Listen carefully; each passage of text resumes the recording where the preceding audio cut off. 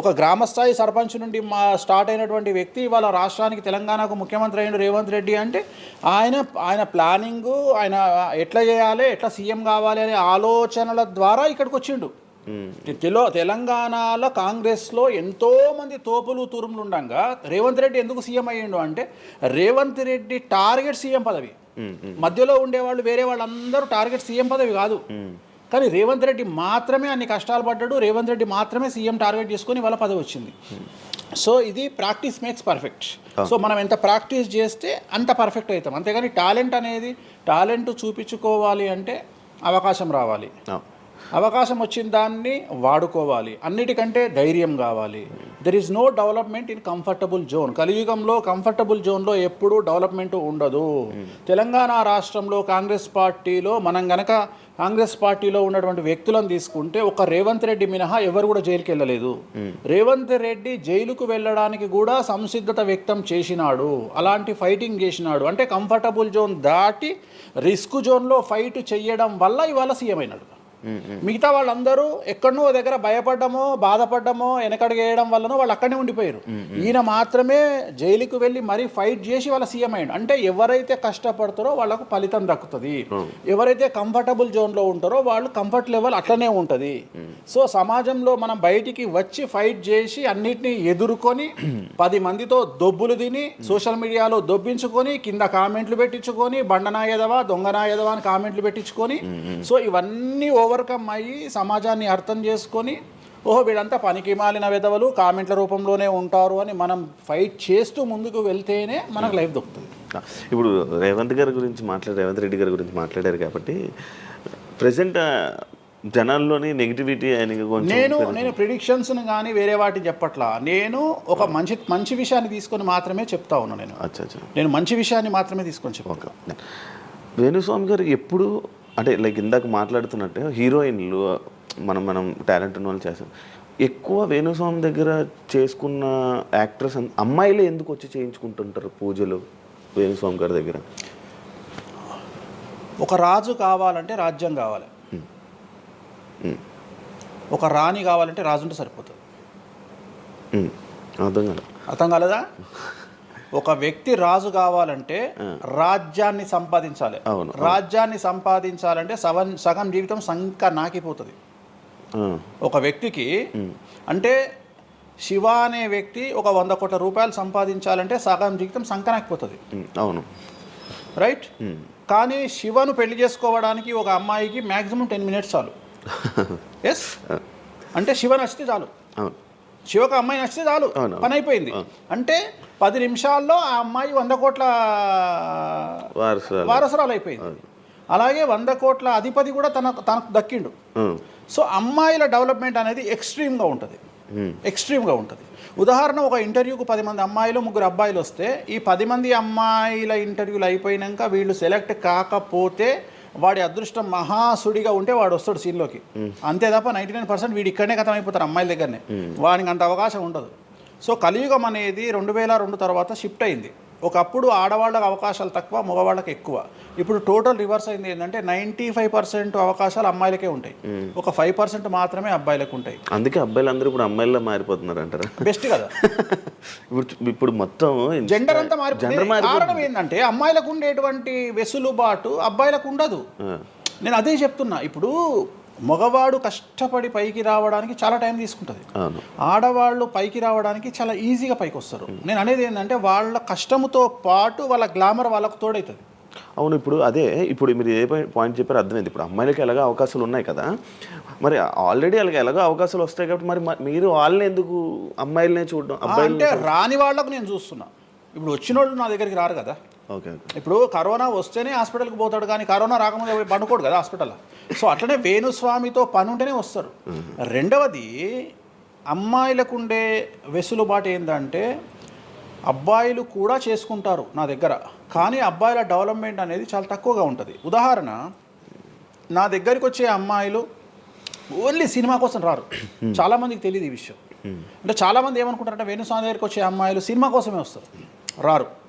నా దగ్గరికి వచ్చే అమ్మాయిలు ఒక రాజకీయ నాయకురాలిగా వక్తగా కావాలని వస్తారు, సో పొలిటీషియన్ కావాలని వస్తారు, అన్నిటికంటే ఎంటర్ప్రెన్యూర్ కావాలని వస్తారు. ఒక బోటికో లేకపోతే ఒక గోల్డ్ షాపో ఏదో పెట్టుకొని బిజినెస్ కోసం వస్తారు. సో నా దగ్గరకు వచ్చేటువంటి వాళ్ళల్లో 10 మందిలో ఒకళ్ళు ఇద్దరు సినిమా ఇండస్ట్రీకి సంబంధించిన వాళ్ళు వస్తారు. 8 మంది వేరే వేరే వేరే వేరే వ్యాపారాలకు సంబంధించి చాలా ఉన్నాయి. ఇప్పుడు లైసెన్సింగ్ చేసేవాళ్ళు ఉన్నారు, చాలామంది తెలియదు. ఇప్పుడు ఢిల్లీలో లైసెన్సింగ్ చేసేవాళ్ళు 100 మంది అమ్మాయిలు ఉన్నారు నాకు తెలిసిన వాళ్ళు. అంటే పెద్ద పెద్ద కాంట్రాక్ట్లు ఇప్పించేవాళ్ళు, పెద్ద పెద్ద వాళ్ళు. సో అలాంటి వాళ్ళు నా దగ్గరికి ఎక్కువగా వస్తారు. అంటే నా దగ్గరికి వచ్చేవాళ్ళు ఈ ఉద్యోగాలు చేసుకునే వాళ్ళు ఇలాంటి వాళ్ళు రారు. నేనేమంటానంటే job is a biggest scam in the world.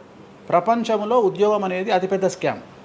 So దాన్ని ఇప్పుడు ఒక కోతి ఉంది, ఆ కోతికి మీరు డజన్ అట్టిపళ్ళు ఇవ్వండి, ఒక 2,000 రూపాయలు ఇవ్వండి, అది డజన్ అట్టిపళ్ళే తీసుకుంటుంది. కానీ ఈ 2,000 రూపాయలతోటి నేను ఒక 10 గెలలు కొనుక్కుంటాననే నాలెడ్జ్ దానికి లేదు. అంటే ఒక రకంగా జాబ్ అనేది ఇచ్చి ఆ వ్యక్తిని మనం మోసం చేయడం. సో జాబ్కి అలవాటు అయిపోయిన వాడు కంఫర్టబుల్ జోన్లోకి వెళ్ళిపోతాడు. సో నేనేం చెప్తా అంటే ఆ జాబు నుండి మనమే 100 జాబులు ఇచ్చే స్థాయికి ఎదగాలి అనే కసి ఉండి అక్కడికి వెళ్ళాలి. ఆ కసి ఉంటేనే పని లేదు. కలియుగంలో కష్టపడి అనే మాట మాట్లాడితే దానంత దరిద్రం ఇంకోటి లేదు.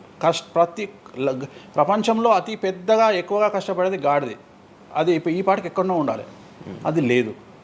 రైట్. సో మనం కష్టపడడం కాదు, బ్రెయిన్తో పని చేయాలి. కష్టంతో పాటు బుర్ర ఉండాలి. కష్టం అనేది పనిచేయదు. నేనేమంటున్నానంటే ఈ ప్రపంచంలో బాగా కష్టపడేటువంటి మనిషి డ్రైనేజీలోకి దిగి పనిచేసేటువంటి సేవకుడు. సో ఆయన పడే కష్టానికి పర్ డే 10 లక్షలు ఇచ్చినా తక్కువనే. కానీ మనం ఆయనకి అట్లా ఇవ్వట్లా. అంటే ఇక్కడ బ్రెయిన్తో పనిచేసే వాడికే డబ్బు మిగులుతుంది. నేను మాట్లాడేది బ్రెయిన్తో. కానీ అమ్మాయిలకు బ్రెయిన్ కంటే కూడా వాళ్ళ అందముతో పనిచేస్తే డబ్బులు దొరుకుతాయి. ఇప్పుడు ఇప్పుడు మనం ఉన్నాం, నువ్వో నేను ఒక ఇన్స్టాగ్రామ్లో పోస్ట్ పెడితే ఎవరు చూడు. అదే ఒక అమ్మాయి పెడితే 2 మిలియన్లు వెళ్ళిపోతుంది. ఇప్పుడు అదే కదా జరిగేది. ఇప్పుడు బెట్టింగ్ యాప్స్లోకి వీళ్ళు ఎందుకు వచ్చారు అంటే వాళ్ళను ట్రాప్ చేసేవాడు కూడా ఈ అమ్మాయిలకు 2 మిలియన్ల ఫాలోవర్స్ ఉన్నారు, కనీసం 1 మిలియన్కు రీచ్ అవుతుంది వీళ్ళ వీడియో అనే ఉద్దేశంతో పెట్టిస్తున్నాడు. సో పెట్టడం ఎందుకు ఏంటి అనవసరం పక్కన పెడితే వాళ్ళకుండే క్రేజ్, అమ్మాయిలకు క్రేజ్ అలాంటిది.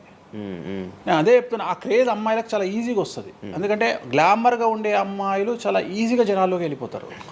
సో చాలా వాళ్ళకు ఉండే అవకాశాలు చాలా ఎక్కువ. ఇప్పుడు రీసెంట్ మీరు బెట్టింగ్ యాప్ ఇన్ని రోజులు లేని బెట్టింగ్ యాప్, అంటే గత 2 సంవత్సరాల నుంచి ఫైట్ చేస్తున్నారు బెట్టింగ్ యాప్ల గురించి. వీళ్ళు సడన్గా ఇప్పుడు సెలబ్రిటీలు అందరూ బెట్టింగ్ యాప్లు ఇరుక్కుంటున్నారు. సెలబ్రిటీలే కాదు, 2025 సంవత్సరంలో సెలబ్రిటీ అనే ప్రతి ఒక్కడు ఏదో సమస్య ఇరుకుతాడు. అది అల్లు అర్జున్తోనే స్టార్ట్ అయింది. సో జాతకంలో అల్లు అర్జున్ యోగంలో 6వ ఇంట్లో శని, అల్లు అర్జున్ది కన్యారాశి. కన్యారాశి 6వ ఇంట్లో శనిలో ఉండగా అల్లు అర్జున్ జైలుకి వెళ్ళాడు. సో దానివల్ల ఆయనకు వెంట్రుక ముక్కతో సమానం. ఎందుకంటే తెల్లారు వచ్చి ఆయన టిఫిన్ చేస్తే ఆపలేరు, ఆయన టూర్కు పోతే ఆపలేరు, ఆయన రేపు పొద్దున పుష్ప 3కి 3,000 కోట్లు వసూలు చేస్తుంది, దాన్ని ఎవడు ఆపలేడు. అంటే ఒక వ్యక్తిని జైలుకు పోయి వచ్చినంత మాత్రం ఎవడు ఆపలేడు. మహా అంటే బెయిల్ తీసుకొని బయటకు వస్తాం. ఇప్పుడు రేపు పొద్దున ఈ 11 మంది కూడా సరే జైలుకు పోరా అంత తీవ్రమైన నేరమా నాకు ఐడియా లేదు.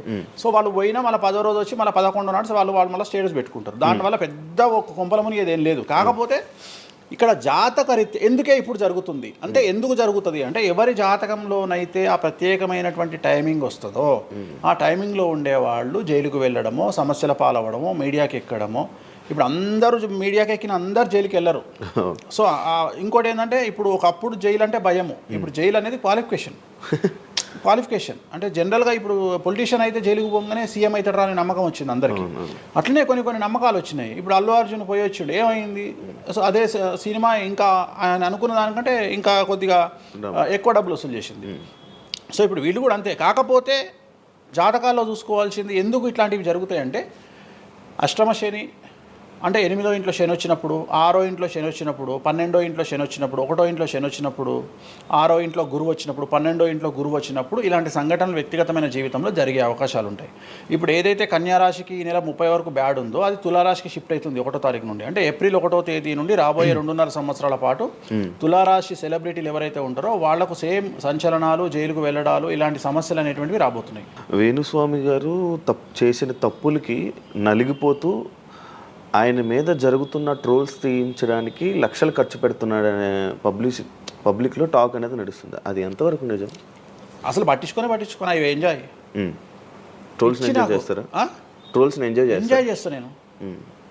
ట్రోల్స్ని ఎంజాయ్ చేస్తాను నేను. ఎందుకు అంటే నేను నమ్మేది ఏంటంటే any publicity is good publicity అని నమ్మే వ్యక్తిని నేను. Bad or good publicity. నాకు నేను అనే పాయింట్ ఏంటంటే ఒక అంబానీ ఫ్యామిలీ పెళ్లిళ్ళు చేసుకున్నారు, 5,000 కోట్లు ఖర్చు పెట్టి పెళ్లిళ్ళు చేసుకోవడానికి ప్రధానమైన కారణం ఏంది? పబ్లిసిటీ పిచ్చి. వేణుస్వామికి 500 కోట్ల పబ్లిసిటీ ఫ్రీగా వచ్చినప్పుడు ఎందుకు వద్దంటాడు? పిచ్చిన కొడుక వేణుస్వామి అన్న కాదు కదా. ఒక ప్రైమ్ టైంలో 7 గంటలకు నేను ఒక ఛానల్లో అరగంట షో కొనాలంటే నాకు కనీసం ₹1,00,000 అవుతుంది. నేను పిచ్చిన కొడుకునా? నాకు వచ్చే పబ్లిసిటీ ఎంత ఎక్స్ట్రీమ్ పబ్లిసిటీ వస్తుంది. నేను ఎప్పుడు బాధపడతా? నా లైఫ్ డిస్టర్బ్ అయినప్పుడు బాధపడతా, నా ఫైనాన్షియల్ రూట్ ఆగిపోయినప్పుడు బాధపడతా. ఇప్పుడు నేను 12వ సంవత్సరంలో సినిమా ఇండస్ట్రీకి వచ్చిన. నా కమాండింగే మీడియా, నా కమాండింగే సినిమా ఇండస్ట్రీ, నా కమాండింగే పొలిటికల్, నా commanding all aspects of life.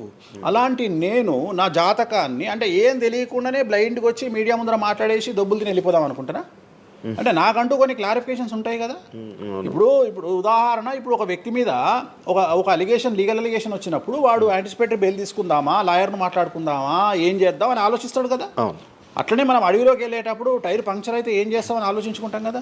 అట్లనే ఒక అడవిలో ట్రావెల్ చేసినప్పుడు మనం ఆలోచించుకొని ట్యాంక్ డీజిల్ ఫుల్ చేయించుకుంటాం కదా. సో అట్లా నాకు ఉండవు ఆలోచనలు. నేను ఆలోచించుకోకుండానే ఇలాంటి పనులు చేస్తానా? సో వేణుస్వామిని దెబ్బ కొట్టాలి అన్నా, ఎవరిని దెబ్బ కొట్టాలన్నా ఫైనాన్షియల్గా దెబ్బ కొట్టాలి. బట్ నేను అవకాశం అవతల వాడికి ఇయ్యాను. కారణం ఏంటంటే ఒక ఎలుకలాగానో ఒక పాములాగానో, ఒక ఎలుక కానీ పాము కానీ తన శత్రువుల దాడి నుండి బయటికి రావాలంటే 7 నుండి 8 బొక్కలు చేసుకుంటుంది ఒక హోల్లో. అంటే ఇటు రాడ్ పెడితే ఇటు వెళ్ళిపోతుంది, ఇటు రాడ్ పెడితే ఇటు వెళ్ళిపోతుంది. సో అట్లనే నేను ఒక 4-5 రకాల ఆర్థిక వనరులను ఏర్పాటు చేసుకున్నా. నా మెయిన్ ఇది కాదు. ఇది కాకుండా ఇంకా 4-5 రకాల ఆర్థిక వనరులను ఏర్పాటు చేసుకున్నా. ఈ రోజు దుకాణం బంద్ చేయమంటే ఇదే క్షణంలో దుకాణం బంద్ చేసి కాలు మీద కాలేసుకొని నా పనులు నేను చేసుకుంటాను. సో అంత కంఫర్టబుల్ జోన్లో ఉన్నా నేను. సో నాకు టెన్షన్ లేదు. నాకు అంటే నన్ను ఎవడో ఆపేస్తాడు, నేను ఆగేయాలి ఏం లేదు, హ్యాపీగా వెళ్ళిపోతుంది. సపరేట్ బిజినెస్లు ఉన్నాయి నాకు. 190 వ్యాపకాలు ఉన్నాయి నాకు.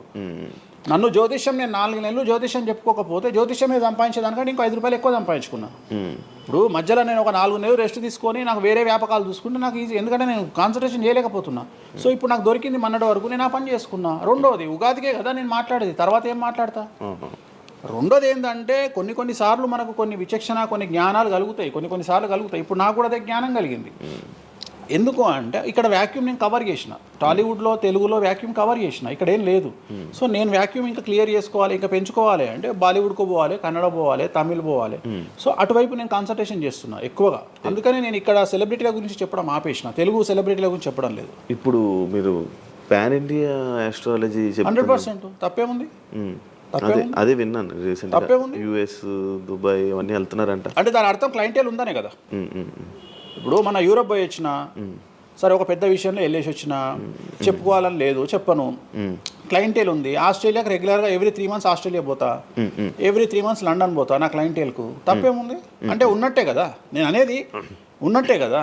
ఇప్పుడు విచక్షణ కలిగిన వాడు ఆలోచిస్తాడు. అంటే వేణుస్వామి మీద ఎందుకు వస్తున్నాయి రూమర్స్, ఎందుకు వేణుస్వామిని టార్గెట్ చేస్తున్నారు, నాకు అనవసరం.